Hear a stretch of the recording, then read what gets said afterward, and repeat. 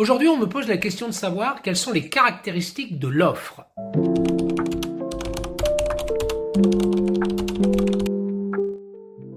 Cette question, c'est une question qui est relativement classique puisque vous le savez, pour qu'un contrat soit valablement formé, il est nécessaire qu'une offre et qu'une acceptation se rencontrent pour que cette rencontre des volontés aboutisse à la conclusion du contrat.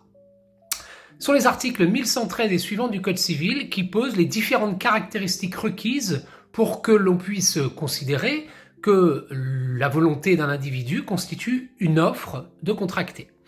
3 caractéristiques principales sont requises. La première, c'est qu'il faut une proposition de conclure un contrat.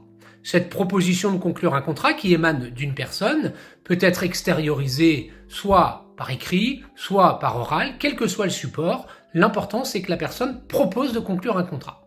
Cette proposition de conclure le contrat doit être, deuxième caractéristique, précise, c'est-à-dire qu'elle doit contenir les éléments essentiels du contrat qu'on propose de conclure. Et enfin, troisième et dernière caractéristique, la proposition de contracter doit être ferme, c'est-à-dire qu'on entend être lié par cette proposition de contracter dès qu'elle sera acceptée. Vérifiez toujours que ces 3 conditions sont réunies pour savoir si vous êtes bien en présence d'une offre au sens juridique du terme. À bientôt!